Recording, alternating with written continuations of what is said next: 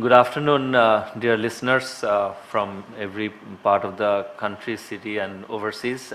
We welcome all of you to our half-yearly earnings disclosure of IDLC Finance Limited. I have got here with me my senior leadership team persons, our CFO, Mr. Masud Karim Mujumdar, our head of strategic planning, Mr. Zubair Alam, and our head of internal control, Mr. Mahabul Kadir, and also our Mr. Saim, our management trainer, assistant manager by this time. So I welcome all of you to be here with us in these earnings disclosures. Let us first go through the slides to give you the highlights of our performance of first half of 2018. And in between, if you have any questions, later on if you have any questions, then you can ask the questions, then we will try to answer your question by the respective concerned people. So major highlights is that our customer advance or loan book size compared to first half of 2017 grew by 12%. Non-performing loan reduced by 41 basis point to 2.36%, and the net profit after tax reached 1.112 billion, which is 5% lower than the last year's first half profit.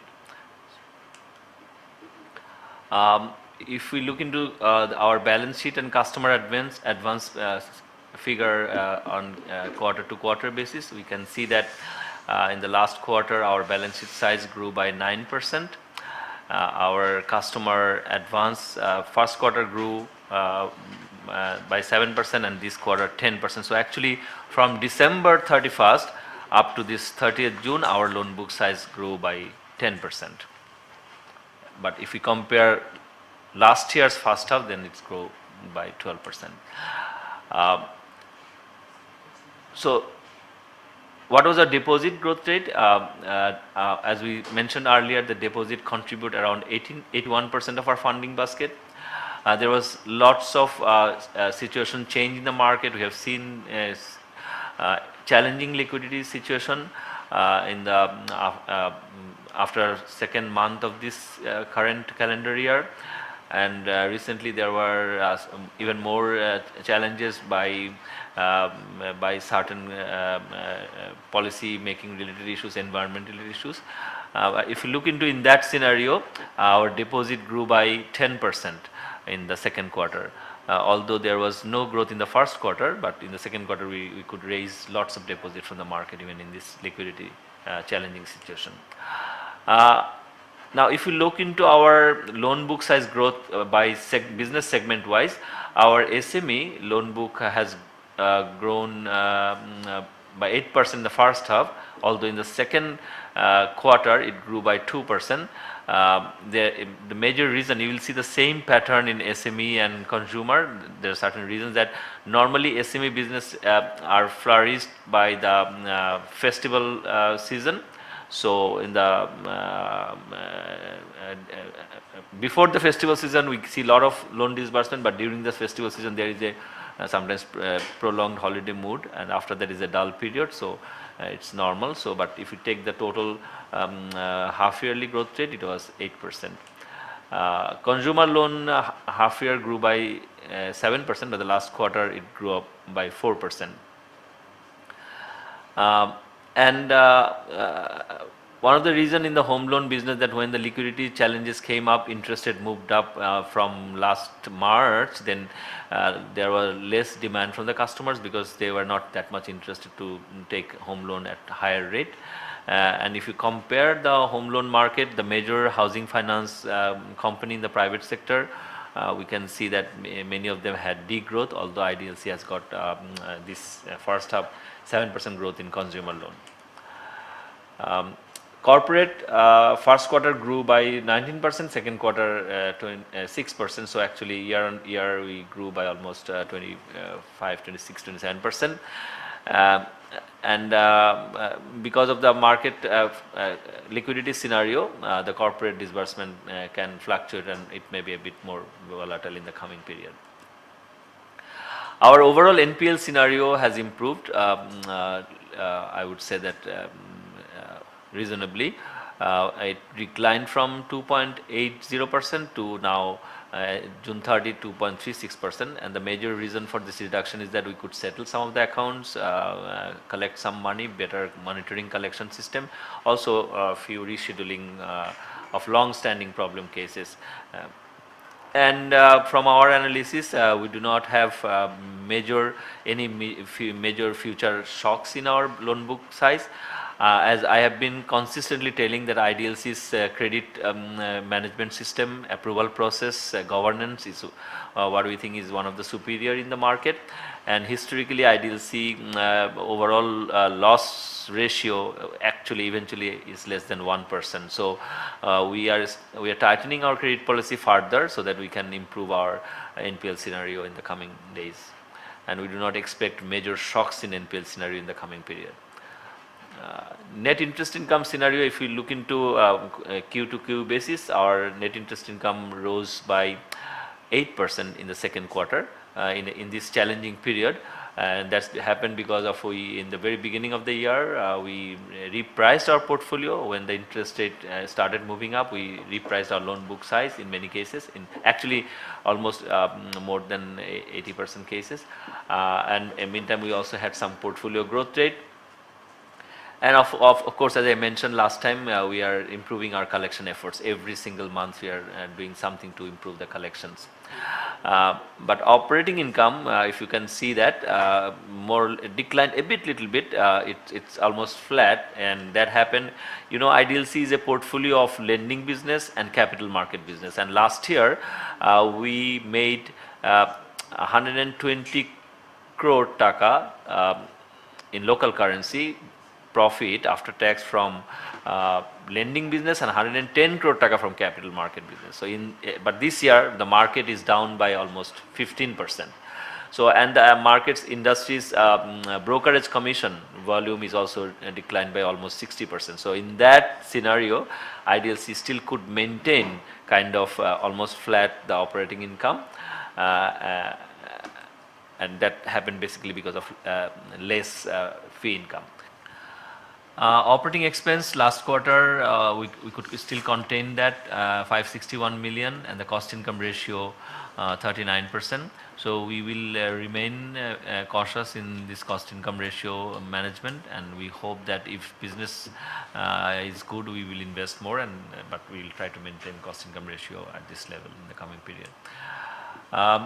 So if we look into the major parameters from last year same period, so you will see that customer asset grew by 12%, customer deposits compared to the last year's first half 27%, net interest income almost flat, fee and other income, as I mentioned earlier, reduced by 24% because of brokerage income slide, investment income reduced by 21%. We all know that current year Bangladesh market so far suffered almost 14-15%, and in this difficult scenario, IDLC still could maintain positive capital gain, and we had a very significantly good alpha compared to the market. Our operating income reduced by 8%, operating profit reduced by 11%, and the net profit, as I finally mentioned, that it is degrowth, and the degrowth is around 5%. If we look into the contribution of profitability from different business, you can see that IDLC Finance Limited contributed 72% of the total profitability, IDLC Securities 17%, IDLC Investment 10%, and IDLC Asset Management Company 2%. So in a nutshell, 72% of our profitability came from lending business of the mother company, and the 28% of our profitability came from capital market subsidiaries. If you look into the shareholders return pattern, our earnings per share last quarter was 1.49, slightly bit higher than the Q1. Return on asset 2.23%, a bit lower than the we annualized this, lower than the first quarter. Book value per share 33 taka, and the return on equity, if we annualize, it's around 17.8%. And it happened because we know that IDLC went for a right issue, so we actually capitalized our account significantly, so that had an impact. So we expect that in future, when we have more favorable scenario in terms of loan book growth rate and better NPL management and cost management, we would be able to increase the return on equity gradually. Our capital adequacy ratio is now around 14.5%, and although regulatory limit is 10%, loan to fund is regulatory limit is 95%, and we are now running at 80.8, almost 82%. So there are enough room for growth.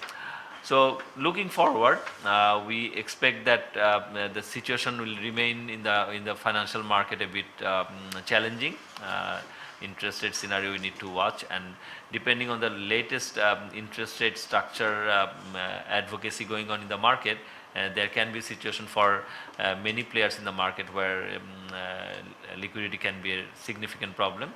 Although IDLC had very good liquidity in the first half, and we could actually disburse to our customer on a regular basis, where many of the large institutions were actually starving for cash.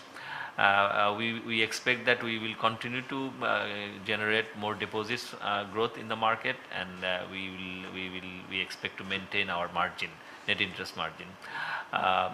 If the credit growth of the overall market reduces, I think IDLC will have more opportunity to gain more market share. And we'll continue to emphasis to generate more fee income business in the coming period, because that is our philosophy. Although a significant portion comes from brokerage commission, so which depends on the market's overall volume. But we are gaining market share in that respect. Last year, our market share from the brokerage business was around 4%. And now lately we have June end, it has reached to more than 4.8%. So we are approaching to 5% market share. That I would say that our team has penetrated a bit more. And IDLC will continue to maintain a due focus on managing the NPL ratio. We think that this will be our major area to improve further on. We believe that with the better corporate governance model, with the better management team, we will be able to maintain the NPL scenario of the company. In a nutshell, those are the major highlights of our performance of the first year 2018. Now I would request anybody of you, if you have any question, then we'd be happy to answer the questions. Thank you very much. We already have a question from one of the viewers. He's asking, how realistic is the rate cap suggestions? 6% borrowing and 9% lending rate. How realistic is that? Yeah, this question is being discussed in the society at large, that whether it is possible to achieve this target. I am not an expert in that because it's a new scenario, but if we could do it, that interest rate can be reduced, then the business community can get loan at a bit lower rate, which will be helpful for the business community. But we need to have a more coordinated efforts if we want to reduce the interest rate structure in the country. I think the effort is okay, but we need to adjust in some other places where who are actually not helping to reduce the interest rate structure in the country. So we need to really, all the professionals, governments and the central bank all needs to work together to identify how effectively we can reduce the interest rate structure in the country. So there are certain elements we need to fix. If we can do that, I expect that it would be realistic. But given the current scenario, we are all trying. Let's see that what happens. We have another question, kind of bodes well with the last one. This is from Mr. Khairul from City Brokerage. He asks, how is IDLC being affected due to 6% and 9% rates cap till date? What is the current average cost of deposit for IDLC? What proportion of the NPL decrease this quarter is due to rescheduling? Is the rescheduling from corporate or SME segment? Okay. What would the current capital market exposure of IDLC as a percentage of its equity base be? Okay, I would ask our Treasury Head and Strategic Plan Zubair to answer first 2-3 questions, and the last question I will answer possibly. The first question is about the interest rate cap of 6% in deposits and 9% in lending. So far, I mean, we have seen only 2 or 3 weeks time have passed since the decision. So I would say IDLC has not been affected that much as of yet. And also the 6% rate cap is being maintained by the banks, and the financial institutions have actually a self-imposed cap of 7% in case of deposits. We have experienced a slight slowdown in deposit mobilization, but the full effect of the spectrum of the situation will be clearer maybe a couple of months later. In terms of the current average cost of deposits for IDLC, it's around 9% for the deposit portfolio. The next question was about the NPL decrease in the quarter due to rescheduling. I think out of the 41 bips NPL decrease that we had, around half of those, or around 23-4 bips, would be in effect due to rescheduling. And the last question was, is the rescheduling from corporate or SME segment? These are mostly from corporate segment. I think we have a couple of cases, one in corporate and one in medium enterprise financing. And the last question was, what would the current capital market exposure of IDLC as a percentage of its equity base? Yeah. In terms of group equity, I think the exposure is around 30%. I would ask Arif Bhai to elaborate on our strategy in this regard. Yeah, I'd like to go back to the last part of Zubair's, that IDLC's rescheduling scenario. Normally, IDLC's rescheduling number in the whole year is very, very insignificant compared to the current practice in the market. So, I would say that these are normal. And if you can, I can share with you that since inception, IDLC has total write-off loan book sizes around 1 billion taka. That's for more than 3 decades. So which is compared to any other banking institution in the country is very small in number. So you can understand it is a culture of collecting money. As I mentioned always, that we eventually collect 99% of the loan we disperse. Capital market exposure, you have seen that in the first half, compared to the last year, still we could book around 44 crore taka capital gain, it is challenging, and depending on the scenario, sometimes we are reducing market exposure and sometimes we are increasing. So I think that it is now in a moderate level. Our next question is regarding our liquidity scenario. So it says the financial sector was going through a liquidity crisis in Q1 2018. However, it seems that there has been some breathing room in Q2 2018 as per the evident deposit growth in the statements. Going forward, what's your view regarding the liquidity scenario in 2018 and 2019? Yeah, I mean, that's what we are discussing, that liquidity is actually a challenge scenario, is actually misnomer, because private sector is possibly facing some liquidity crisis, but the government, public, state-owned banks are flooded with liquidity. So we think it's an adjustment-related problem. Government is working, the central bank is working. We practitioners are all working together so that we can redistribute this composition.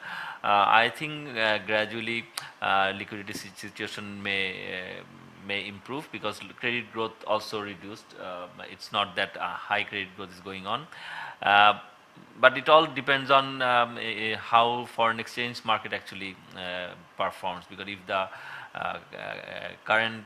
if the central bank wants to supply dollar to the market, that means that they will mop out taka from the system.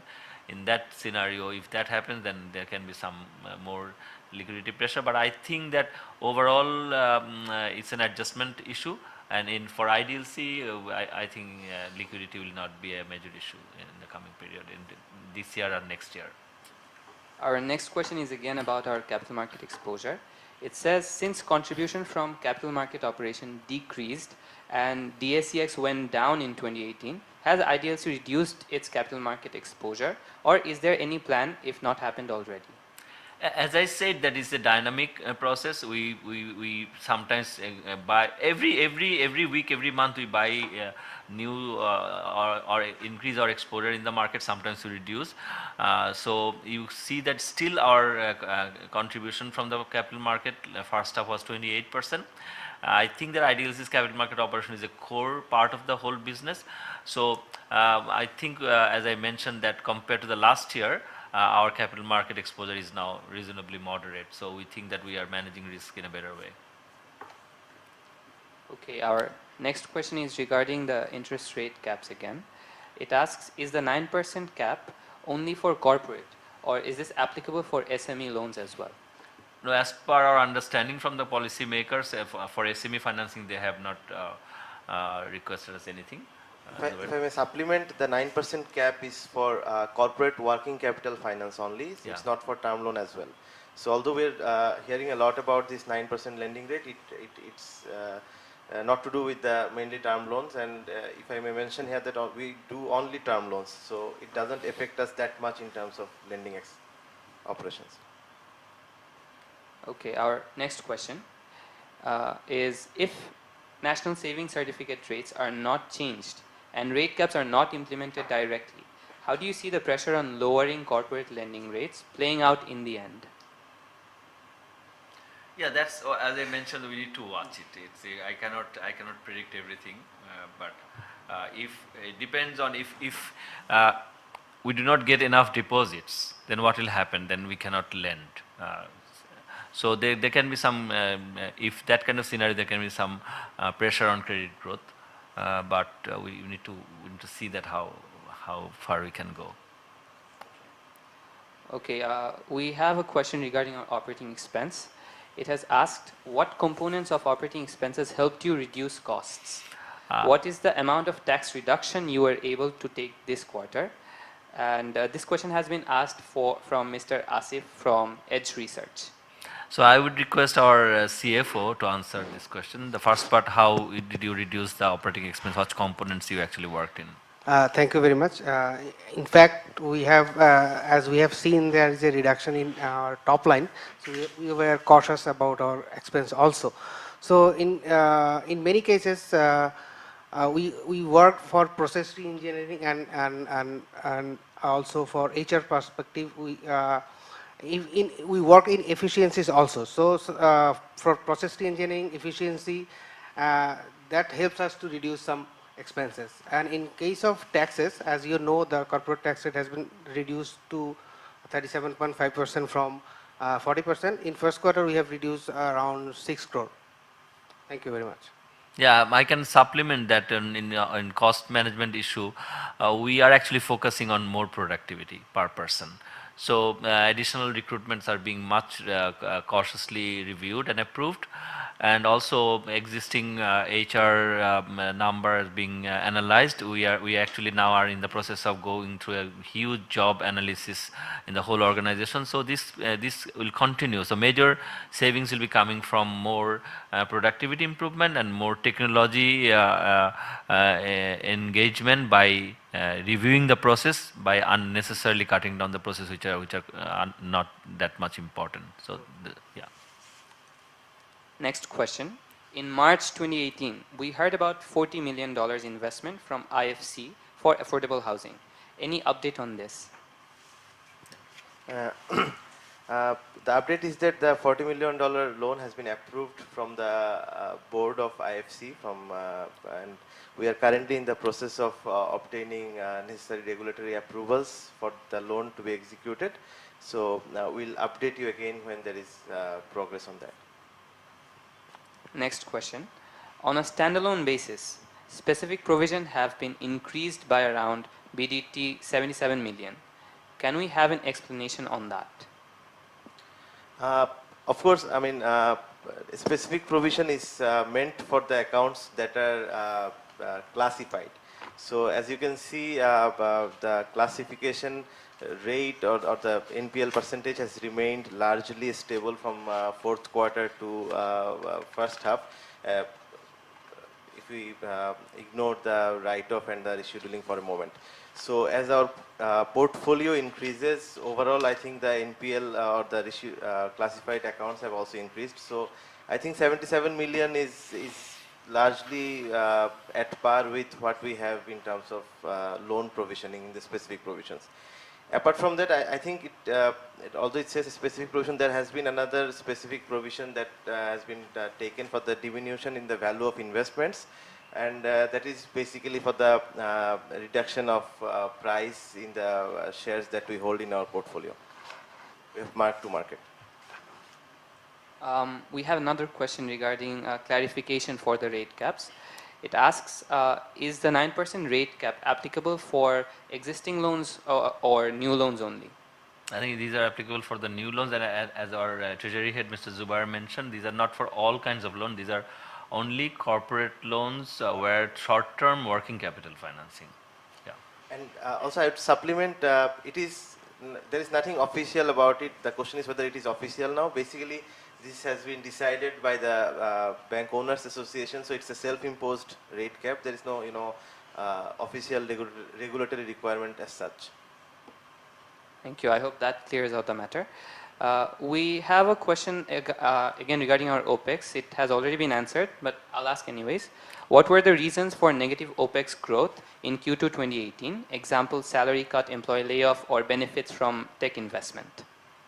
No, actually there was no layoff, and we don't believe in any layoff in Bangladesh context. So as I said that we already answered this question, but we are being more focused on increasing the productivity. Yeah. Next question. Provision for diminution in value of investment increased. What is the reason for this increase? The question has been asked from Mr. Maqsood from City Brokerage. As I've already mentioned, it is because the share price or price of the shares in our portfolio has decreased, and in some cases it has decreased beyond our purchase price. So we had mark to market for that, and it is the negative. It's increased from last year. Basically, last year for most of the shares, I think the price was above our purchase price. We had unrealized gain. That's why last year we did not have this specific provision. And I think it's linked with the overall market. I have just mentioned that this year the market is down by 14-15%.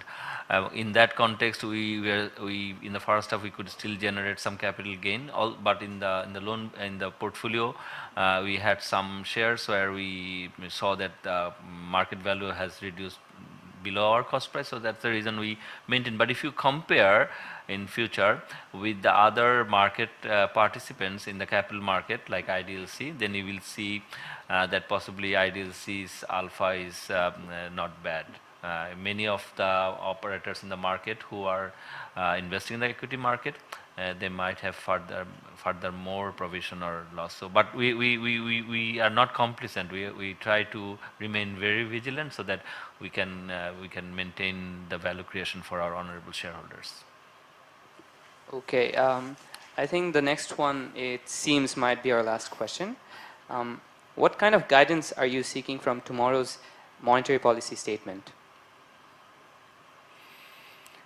Oh, that I have not thought about it in detail, but the issue is that we would actually look forward that the liquidity scenario in the market should be a little bit easier, so that everybody gets a level playing field, and we can contribute to the overall GDP growth of the country. We know that Bangladesh has 7 5-year plan. We are targeting 7-8% growth rate. So we all want to participate in the growth journey. And all monetary policy should be targeting to help the banks, the business community to achieve that. And of course, we also look forward that this will not increase the inflation in the market further. So it's a general monetary policy. We all expect that should be creating more jobs by better. If Zubair can extend. I think Arif has answered the question. Apart from that, I mean, there's nothing specific that we are looking forward to, in fact, from the monetary policy statement. We largely expect continuation of the policies that we have seen over the last few quarters. And basically it's more to do with the macro issues. I do not think whatever has been panned out in the monetary policy statement will have a direct implication in the liquidity scenario as of now. I should mention here that the ratios like asset deposit ratio and other issues relating to liquidity in the banks and the market has been decided and communicated already by the central bank over time to time. So we do not think any major changes would be coming up in the tomorrow's monetary policy statement.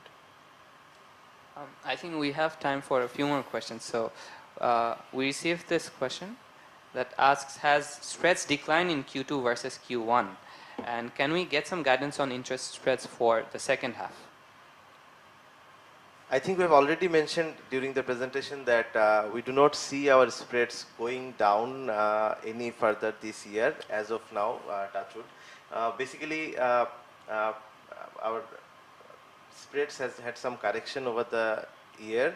I think the most of it was in January and February this year when the interest rate shot up suddenly and we could not reprice our lending book at once. So I think from April onwards we had a relatively better spread than the first quarter, and we again had some dip in May and June. But this overall, I think in the first half we have had a 50 basis point correction in our NIM and spread, and then we do not think it will go down further in the second half. So depending on the situation, we must mention that the situation is very dynamic and it might change over the next quarter as well.